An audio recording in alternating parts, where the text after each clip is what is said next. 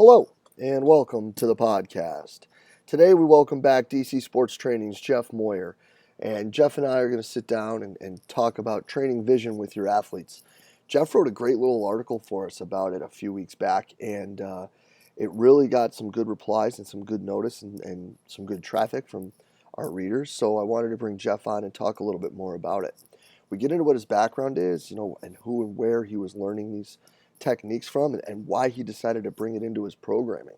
Jeff's a guy who's really into on field, in game results, and the things that he's seen with this are really, really neat.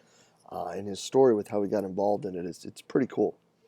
And what vision training actually is, and what he's doing with it. What does it entail? How he progresses it, and how he tracks these things with these different economic indicators. So, like economic indicators would be like your 10-yard dash, your vertical jump, things like that, that show us that if the program's moving in the right direction or not. Well, he's got a way of tracking that as well. And he also talks about how he progresses it to fit in with his skill instruction and how he progresses these exercises with his athletes. Jeff's really big in motor learning, and he's really well versed in the topic. So how he uses these in conjunction with that, I think, is absolutely fascinating. I love the talk. I learned a lot from it to the point where I'm really looking into putting this in with what we do here as part of our training. I hope you guys enjoyed as much as I do. Let's get right to the talk. Jeff, great to have you back, man. The article on vision went over really well, so I think we need to sit down and rap about that. So let's start out with kind of a background, how you got into looking at training athletes and adding this into it, and where it came from, and what brought it to you, and what you see with it. Yeah, well, I'm still kind of I'm not gonna lie, still kind of a novice with this stuff. I was a sport coach along with being a physical preparation coach when I got out of college, and working with quarterbacks and skill guys. We're always kind of doing sensory stuff from a sport coach perspective for the quarterbacks. Hold up your hands, and that's the target we're throwing to. This and that. Then when I got into the physical preparation part. To me, there's always kind of where's that gray area where the sport coach takes over and where's the physical preparation, right? There should be kind of a gray area, it shouldn't just be black and white. And that's where, for me, the biomechanical stuff with Dr. Yessis comes in, and then now all this sensory information. And I was introduced really into studying and using this stuff by Joseph Johnson, Ultimate Athlete Concepts, who's friends with Dr. Bill Harrison from Slow the Game Down, located out of California, and his son Ryan Harrison. They're two experts that I get all my information from on this stuff. Those guys are just fantastic out there, and they've been working with professional baseball. Dr. Harrison for over 40 years, and his client list and resume is, I mean, that's amazing. And it's not just baseball. He does it with volleyball players, pro surfers, basketball players. I believe he worked with Cheryl and Reggie Miller. He used to work with Barry Bonds, George Brett, Jason Giambi. I mean, again, go to his website. Tony Gwynn was on that list, I think. Wynn's on that list. Greg Maddox, Oral Hershiser. I mean, it's ridiculous. I don't even know because he doesn't talk about it. But you just look up his bibliography, or and look at the teams that he's worked with. He's won. Dr. Harris has been a part of a lot of World Series teams, with the Marlins, with the Giants, and now, well, not the Blue Jays won, but he's working currently with the Blue Jays. So his resume speaks for himself, and I wanted to learn more about that. So I've been fortunate enough to correspond and become. I get to talk to them a lot and get a lot of answers to a lot of the questions that I have. So it's through Joseph and my meeting Dr. Harrison that I really have gotten into this stuff with all my athletes, not just working with football players anymore. I do it for every athlete, depends on the sport, but there's a lot of commonalities to start, and then, as you know, just like with training, then it goes off into kind of more of the specific type things. So That's awesome. So then let's get into that. So we've looked at now where it came from. So what actually is it?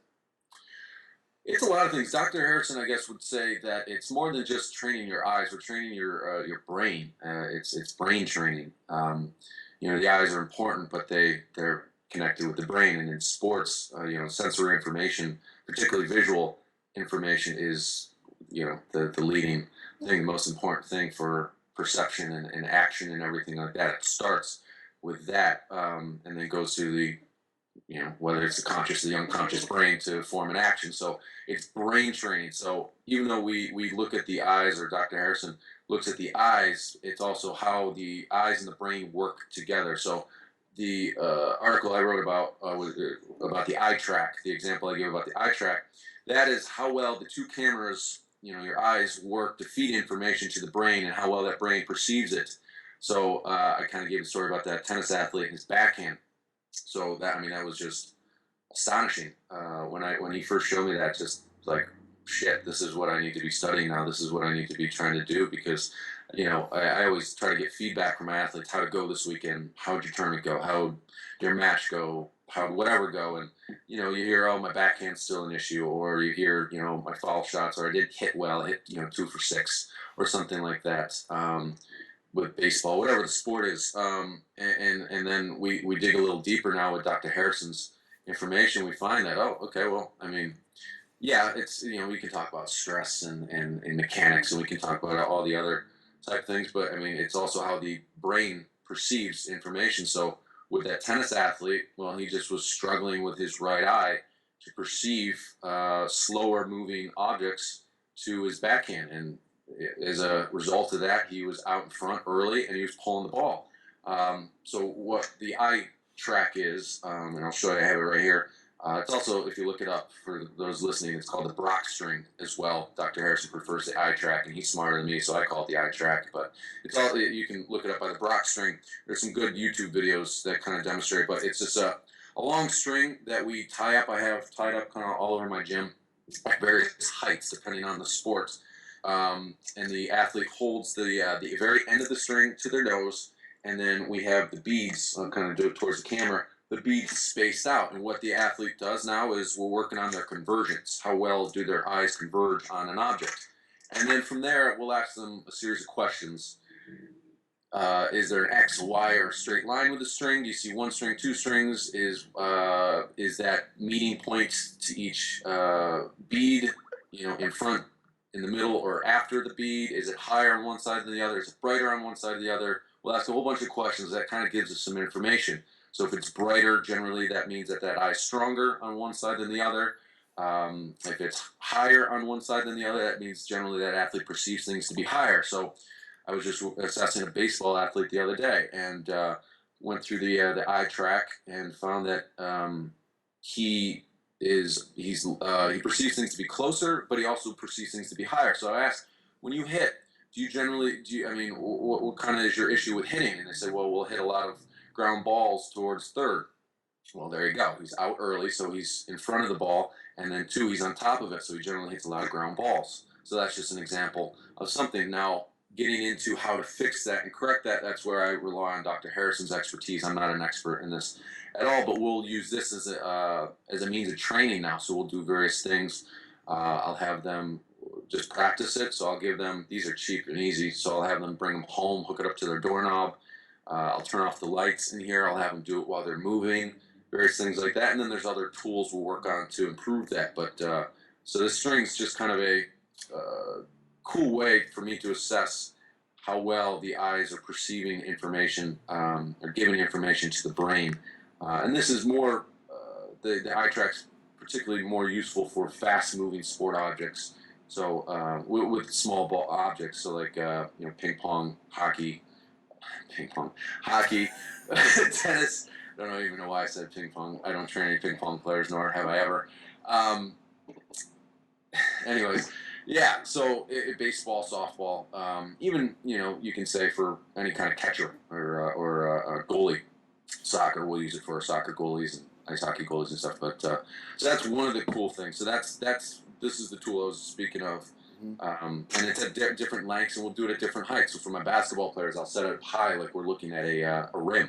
For my volleyball players, same idea. We'll set it up kind of high, like they're looking over the net. And then for baseball and tennis, we'll set it at different heights because the pitch and the shots are going to be at different heights. So that's use of that. And then I mean, with it all though, to get back, so we're looking at, we're testing your eyes, but it's also with the brain, because I mean we want, I mean, everyone thinks they have good vision. Oh, I went to the doctor. I have 20/20 vision or 20/10 vision and stuff like that, which is good, but that's testing. That's just testing how well can you read black letters on a white wall.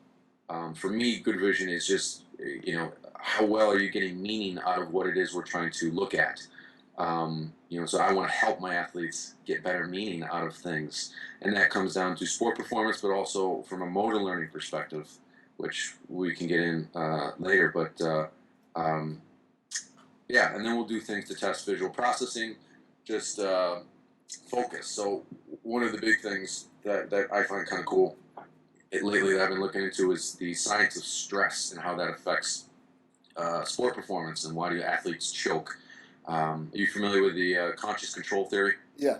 Yeah, so using thinking external rather than internal, and where to shift your focus. So Dr. Harrison was talking about how stress and anxiety can shut down various things and makes your hands shake or this and that, but also can shut down muscles in your eye and how we look and perceive things. And with the quiet eye technique is an example of this. If you're familiar with that, Dr. Joan Vickers, I think she's out of Canada, talking about how where athletes shift their focus. So the big thing Dr. Harrison also talks about is focus and the ability to have a soft focus and a hard focus. A soft focus is just kind of looking at the general vicinity, like I'm looking at my camera, my computer right now, and I see you, but I also see shadow and I see a couch and stuff like that. Hard focus is I'm specifically looking, at your nose, or if I'm a baseball player, I'm specifically looking at the ball and not caring about everything else. So we'll do things for focus. I mean,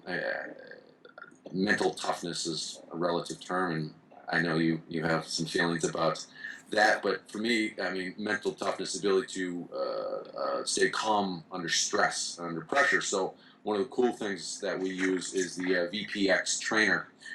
So we have these charts, and Dr. Harrison came up with these, and it's charts of 50 different numbers in different rows, numbered 1 to 10. There's 5 rows that are lettered. There's different sports balls on here. There's the numbers. There's different shadows. I don't know if you can even see. There's shadows on each ball, right? In different positions. There's different colored triangles around the ball, but there's also different corners. So there's literally, I don't even know, thousands of possibilities of what I can have my athletes focus on with just one chart, let alone I have about 6 of these charts, and we'll put them at different positions. So a simple focus in searching is a search and find thing. So I'll ask my athletes, and I'll time them to add a little stress. How fast can you find the numbers 1 to 10 on this chart? Just something like that. So that's working on some focus and just processing speed. When they're good at that, then we'll go to odd numbers, even numbers, make them do some math. When the number's 11 to 47, how fast, by fours, work your way up, or something like that. So now it's adding in a bit of the mental. So that's just some simple things. I use that with athletes of all ages. I find my younger kids particularly like doing this stuff. And then from there, we'll add in movement. So I'll have them. I like adding this stuff in with the warm up. So I'll have my athletes, after they've gone through a bit of a dynamic warm up, jump rope and just read me numbers. So adds in kind of I can get some sensory development in there while we're warming up as well. And then we'll use this for more sports specific drills and stuff like that. But um, yeah, sorry, man. So this is just something else that we use, and we have these, and we'll set these at various heights. So, like for a tennis athlete, they don't only have to look forward; they have to look down at the ball. Soccer players don't only look down at their feet; they also have to look up. So we'll set these at various heights, and I'll have athletes read me information at different heights, at different distances. We'll put one behind the other, so now we'll get a little depth perception as well. We'll do ball handling drills for my basketball players, so they gotta keep their dribble and work on various dribbling things while trying to keep their head up and read me things. So I'll put it at different positions and everything like that. So that's just some of the stuff that we'll do. No, that's freaking awesome. And that does sound like a lot of different things, a lot of variation, a lot of progression that's available. So then, what do you actually see coming from this? Well, everyone wants in our industry, as you know, quantitative results. You know, I took 2/10 of a second off someone's 10 yard. I improved their vertical jump by 5 inches. Whatever. Those are quantitative results. With the sensory stuff, it's harder to measure as far as results. The way I do it is, I mean, did they get better? Are they going through this faster? So I time the athletes. So I have a record board on my wall. I don't have any strength numbers. We have speed, explosive numbers, and also some of these numbers. So the fastest anyone can find 10 numbers in a row on this board of 50, and I don't let them memorize because I have 6 boards and they're all different. Is 8.32 seconds. So it's pretty fast. How fast? So but that's down from, let's say, when they first started at 30 seconds. Well, that's an improvement. Now, that's a general improvement, but it's an improvement. And then we'll do other things. So now we have various other sensory things that we'll use that I got from Dr. Harrison. So we have a couple ball machines we'll use. So we have a wiffle ball shooting machine, sorry. And we have it at various speeds. So I have some baseball and softball players. So we'll set it from 15 feet away. It has a little equivalency chart on there. So from 15 feet away on medium, it's the equivalent of an 80-mile-an-hour fastball. And then the higher you turn it from 15 feet away, from a reaction standpoint, not the ball doesn't come out at 80 miles an hour from 15 feet away, because if it hits you, that would freaking hurt. But it's the equivalency of the reaction time. So this is what it's like to react to a 50-mile-an-hour fastball. And when I first started with my athletes, they couldn't touch a single one on medium. Now I have a 10-year-old kid and an 8th grader softball player that on high, which is the equivalent of 100, I think, and 20-mile-an-hour fastball from 15 feet away, they make contact, I don't know, 1 out of 3 pitches. The softball player, she can hit consistently balls off my back wall. Same with the 10-year-old. During the summer, during his baseball season, it was a rainy June, so they would go to the batting cages, and he was the only one able to hit legit from a pitching machine, 80-mile-an-hour fastballs, and he's 10 years old. So that's, to me, improvements. Mm-hmm. Now, getting back to that tennis story in the article, when that tennis athlete says, you know, after we're doing this, the visual stuff, that he's not early and he's not pulling the ball and he can hit his shots now and he feels better. It feels better to him. That, to me, means more. So, you know, a little more of a quantitative result than qualitative. I know that's a hard sell for people. It really is. But, you know, when they're getting better in these things, I kind of build it and similar to what we do with exercise, from a general to specific. So, you know, when we get into more of a specific type of exercises with these things, and they're able to use various stimuli and do it pretty quickly and accurately, more importantly, that to me is better. So that's the way I kind of look at it. From a motor learning standpoint, quick little story, working on a kid's throwing mechanics, a quarterback's throwing mechanics for football. So we work on the ideal situation and the ideal mechanics until he's mastered it. Then I add in a stimuli. So we work on just him bouncing up and down until I clap. Once I clap, then he turns and throws. If that fucks up, then we repeat it until it's mastered. We start slow, build fast. Then once he can master that stimuli, I'll have him hold a ball. And for whatever reason, holding a ball, the stimulus of that can change a kid's mechanics. So we'll start with a tennis ball, work up to a football. Once they've mastered that, then I'll have them do a 3-step drop. So now we're adding in all these various stimuli, building up to specific. Long story short, before the football season, after we've mastered his mechanic kind of in the ideal situation, I set up these charts in front of him. I have a net that has 4 numbers taped onto it with the colors red, green, blue, and yellow at various positions. So now I'll have him go through his 3-step drop. I'll say a number. We'll play Battleship. I'll say, you know, B7. So he's got to find in his drop what number B7 is and what the triangle is that I'm asking him for, and he's got to throw it to that matching color. Right, so now he's got to do a little thought processing and reading while he's doing his drop, and I can do this all in my gym. You know what I mean? So that also lets me know from a motor learner standpoint as that stuck. So I don't just do ideal situation, throw him in a football practice, and he shits the bed and breaks back down and everything like that. So we use the stimuli and the sensory information as a means for motor learning as well. Huh. And then that, of course, assists in those skills becoming plastic. Yes, but that's how we build it, from a conscious incompetent to a unconscious competent, but with various steps, and that kind of gets into the whole dynamical systems theory of using the environment to shape your movements. Well, when learning, we don't want to use the environment; we want a conscious control, and use the sensory information, predominantly feeling, and then we'll build to an unconscious, and that's where I use the stimuli of reading numbers and colors and having them hold the ball and build to all that stuff. So, yeah. So then, following with that, since a lot of people that listen are in college and we can't get into the ball, Yeah. let's talk about that, how this could be used in other more like general sporting Yeah. type activities. So for cutting, we work on the cutting, same progression you use. We'll work on a 5-step, then a 3-step.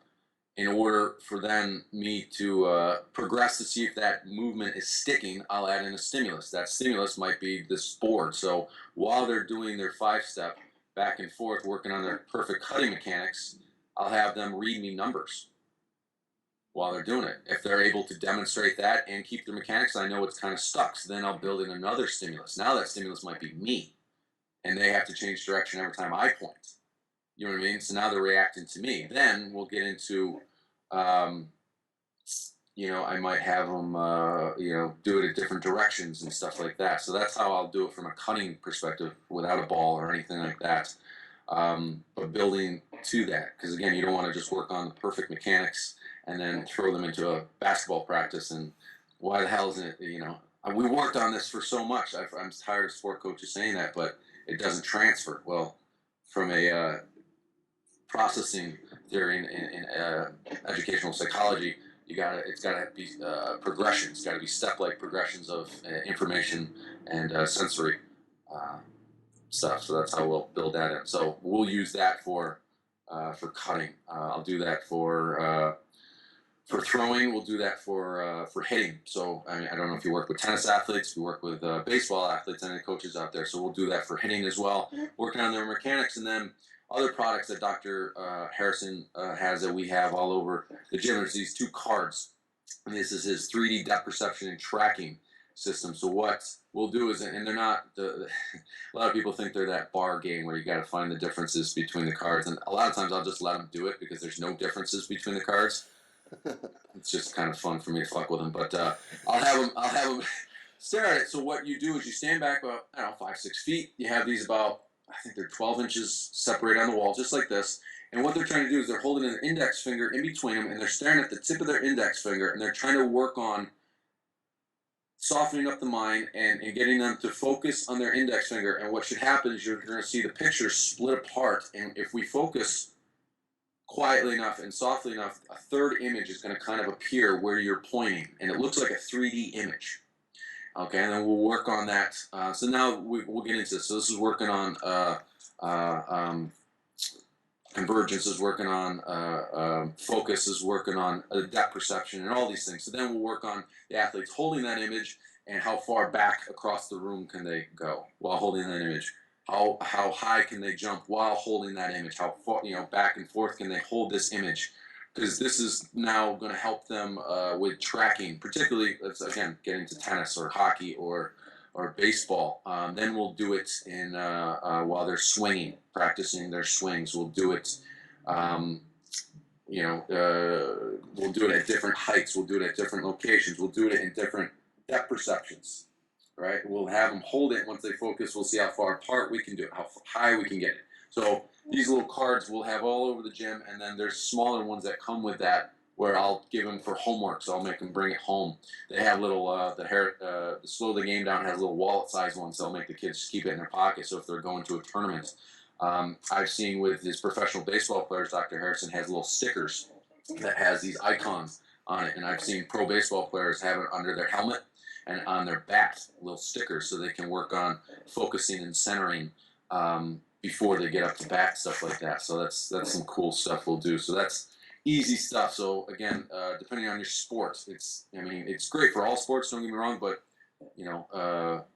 not all sports necessarily need certain aspects of visual training. So, this is something simple and easy. So if you have tennis athletes, I just have these on the wall. So I make all my kids, I have a couple locations on the wall. Hey, when you're getting a water break, I keep this over the water cooler. Do this for a couple minutes while you're drinking water, and stuff like that. So that's an easy way to do it without sport coaches or balls or too much equipment. Very simple things. Yeah.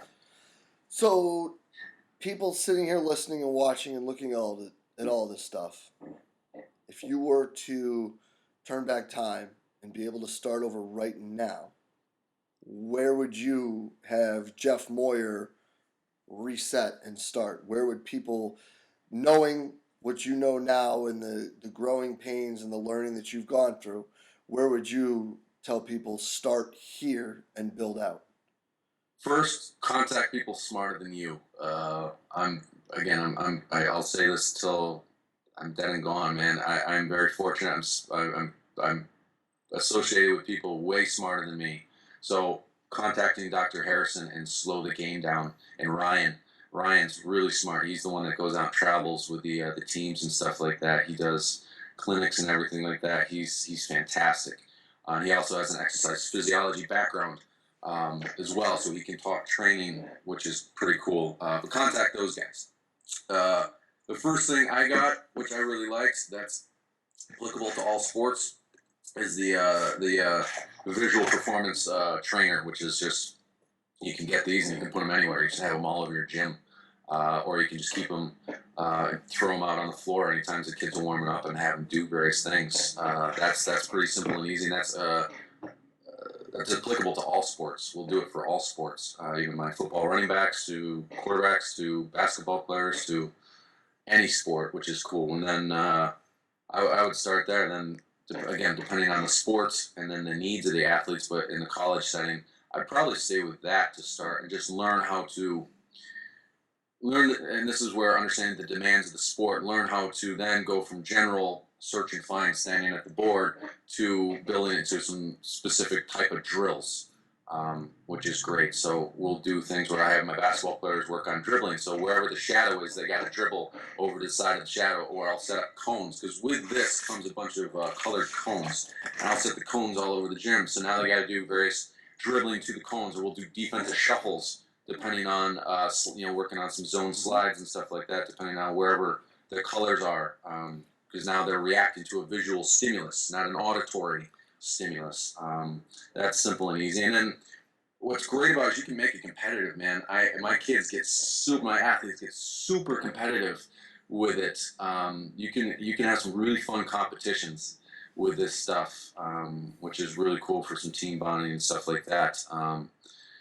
Yeah, I would start with, first though, getting hold of the Harrisons and slow the game down. Those guys are awesome, and no one's really talking about or using their products. Dr. Harrison is a wealth of information. I know he's coming out with some books, geared towards baseball first, in December, and then he's going to have some training type ones for coaches coming out. I think he's interested in possibly doing a certification, which I'm going to be the first person signed up for. And then I know Ryan does various speaking engagements and stuff. I don't know how much they have going on. You'll have to contact those guys at slowthegamedown.com. Now that baseball season's kind of winding down here, I mean, they're in the World Series. I know he's traveling to Pittsburgh in January. I'm going to have him come to the gym, put on a clinic for my clients. I don't know what else he has going on, but I would contact people smarter than you. That's always a great place to start with, and that is slowthegamedown.com. Are they on any social media as well? They're on Facebook. Yeah, they're on Facebook. They have Twitter. They have Instagram. Ryan's kind of gotten on that. They post some awesome stuff, and I'm a history major, so it's really cool to look back and on at least on their Facebook, they got some cool pictures of Dr. Harrison working with all these pro baseball players. He worked with Carlos Beltran, Johnny Damon. I'm going to mess up his name. Stanton from the Marlins, who just signed like that $500,000 salary. He's been working with him since he came into the league. Yeah, I like, from a historical perspective, I like seeing the pictures of him working with the athletes and stuff like that. That's pretty cool too. But yeah, and then they have a YouTube, which has got a lot of videos and training videos and stuff on there. So definitely check out their YouTube. I just want people to know I don't have any financial association with them. I just, when I find something that I believe in and I think works, I'm gonna push people to that. Well, even more so than thinking, when you see results, it's definitely worth talking about, worth bringing up, and worth telling people that this is an area that you may want to start to investigate. Yeah. Jeff, this is an awesome talk, and there's so much freaking really cool information in here. And I hope people do go and check out the Harrison's page, slowthegamedown.com, and follow them on social media, because this is an avenue that I think is really the next step with a lot of us, because we do well when it comes to teaching people how to move better and cut better and be more explosive. But I was talking with Andrew earlier about it. I think that the limiting factor with all of it is, we can make them as agile as can be, but if it doesn't go from A to B in your head quick enough, getting from B to C ain't going to matter much. You're not going to be getting the improvements that you could. And this is something that we've been looking to dive into for a long time. And I think the time has about come to pick up the phone and give these guys a holler and get moving on it.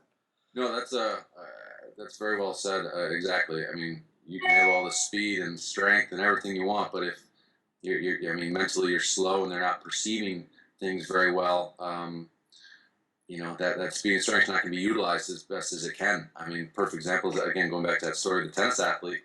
He's a very good tennis athlete, very strong, very explosive, but his backhand kept losing in matches and stuff like that because of how he was perceiving the information. So we started working on that. We've seen big improvements, and now he's world ranked, and I think he's number ones on his tennis team as a sophomore, Division I tennis. So that's pretty good, all things considered. So that, again, to me is, improvements. That's qualitative improvement. Yeah, and looking with how we run our offense, if it'll allow these kids to see a little quicker that a backdoor cut's open, or they got to come get the ball at a ball screen, or whatever it may be, then it's worth it. If that's going to be a layup or two more, get a guy open one or two more times, that's going to be a steal or two more, seeing a guy before they need to see him, box him out to get a rebound or two more.